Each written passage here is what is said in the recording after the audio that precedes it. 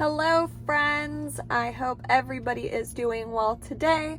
My name is Claudia and this is KD Counseling. Welcome back to my channel. Before we get started today, I would like to tell you about my Instagram. It's over on Instagram at KD Counseling, and I also have a podcast that I'm working on over on Spotify or any streaming service. Again, it is KD Counseling. I think my regular upload schedule starting next week will be Tuesday podcast, Thursday video, or the other way around. So I have to figure that out because I really want to release this video today when I film it. Welcome back, guys. I really hope this landscaping situation isn't too loud. I'm not sure if you guys are going to be able to hear it.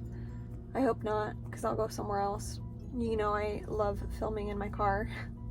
It's just a safe bubble for me, and the sound is good, and it's been working. My plans for the future to film content would definitely be in my office.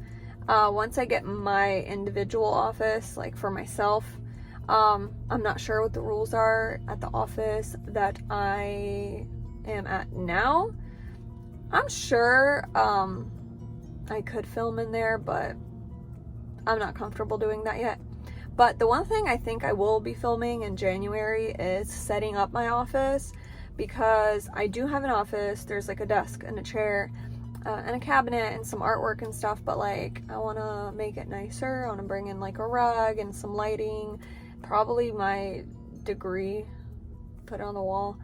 Everybody has that, and I really want clients to know that I do have some type of education in psychology, you know, before I finish my master's. So I'm thinking about, if I'm allowed, I have to ask of just filming me setting up my office. I think that'd be really fun.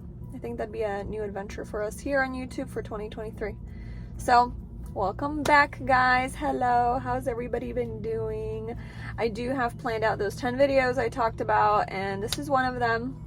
And I feel like I don't love the word practicum, because it almost doesn't reflect that this is internship. This is me doing work. You know, it sounds like, I don't know, it just doesn't sound like internship. You know what I mean? So this is the last time I think I'll be talking about like just the practicum experience as a whole, because I want you guys to know everything I had to do. Because I know I come on here and I tell you, I go in 3 days a week, I have to have these amount of hours, I have to log them a certain way, but like there's a lot of things within practicum that you have to do. So today we'll be talking about that, and then I'll kind of catch you up on some other things. So yeah, let's get started. So to start at the beginning, I started at my placement site August 29th, and right now it's like December 13th. I hit my hours a few weeks back. I hit my 155 hours that I needed a few weeks ago, which was good because next semester the hours pretty much double. You have to have 300 hours. So to know that I had like a spare week, and then there was times where I didn't even go on site because I didn't feel well, whatever, like I know that I will have that extra time to get another 100 hours, right? To make the 300 for the next 2 semesters. So to break it down simply, when you start practicum, the class will require you to get insurance. My insurance was about $40. It's a malpractice insurance. You can get this insurance through American Counseling Association. If you're a member, it's like $109. So whenever you started that that subscription, if you do it through ACA, it will be valid for a year. I did mine through like some insurance company because I don't know. I feel like I've been spending money on so many things that if I'm gonna invest in ACA and other groups and things like that, I want to be able to kind of write it off, to be honest with you guys. So I think I will be joining more groups that's a lot of money. It's $100 when I'm already, you know, spending money on driving to school, getting equipment, my computer, which is my iPad Pro, and just, you know, all these adjustments for school already. Like I just really can't afford to keep putting more things out right now if I'm not gaining from it yet. So that might not be everybody's perspective, but as a clinician that's not licensed yet, I want to look at it through like a business lens, and I can't afford that yet. So I just did the $40 insurance, and if I have the ability or if I make some extra money, I may consider it. But I think once I graduate in August, I will be joining our local chapter, the ACA, and some other organizations for the state of Florida.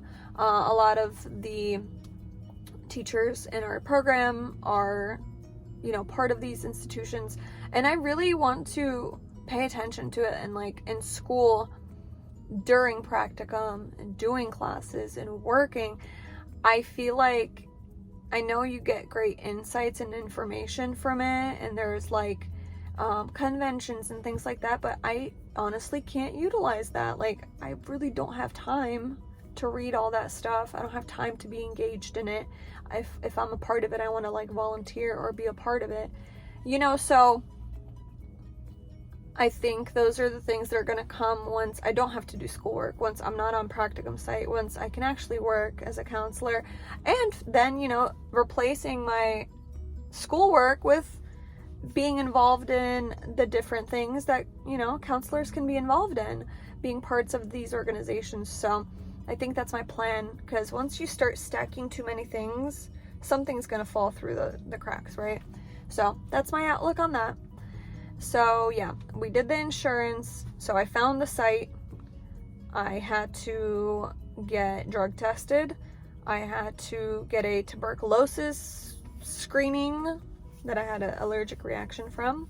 Be careful with those. If you have had any adverse reactions to anything like that, make sure you get it through a blood test, because when they do the TB, they put it underneath your skin. Pretty much they put a little bit of the virus underneath your skin and see if your body reacts to it. And I had a bad reaction to it.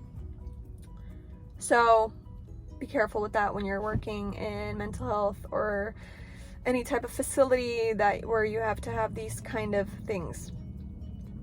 Another thing I had to do was go to the placement site, sign a contract, a clinical contract.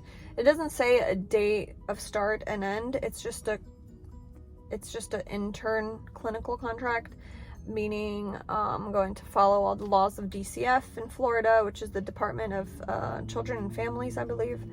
And under the Department of Children and Families, there's a substance abuse, inpatient, outpatient, detox, and everything. You just have to know the laws of what you're practicing, right? I had to do that. I went to the site the main site one time to do all my paperwork, drug test, background screening. It took like 3 weeks to come back, because it's a extensive background check. For my particular thing, site, I didn't have to get fingerprinted. There are sites that make you get fingerprinted as well. So just know that it's a process. So start at least like a month, 2 months. Month, I would say, is kind of late. 2 months before you need to start doing this, because you don't know what type of training you're going to need as well. Let me fix this. Yeah, so there's other sites that I remember applying to, and even before you could start, you had to have like a month full of training, and you had to like go out of town for training. So do all of that before you step foot on site, because they won't let you step foot on site. So yeah, once that's out of the way, you get to go on site, and not every week, but there are things within the system called Supervision Assist that you have to complete. So I'm not sure if wherever you're at school, or if you've probably been to school if you're in a master's program, but we use Canvas. And in Canvas, our teacher would tell us, this week, this is due. You have to turn it into Supervision Assist. This is due. So it's like an assignment. So in Canvas, all you do is send in like a blank document that says done. But on the platform Supervision Assist, you have to turn in the documents. So I had to upload my insurance card. I had to upload my ID. I had to upload, what was it? It's like a student contract with the school, with the site. The supervisor also has things that they have to do. So the supervisor will have to sign, they're a qualified supervisor. They're going to have to do their own part too. And sometimes you'll have to remind your supervisor, like, hey, like, this is due today. I can't believe this video is already 10 minutes. Okay, so meet me for part 2 of this video, and the video right after this. It's gonna be everything I had to do for Practicum part 2. Catch you there, guys. Bye bye.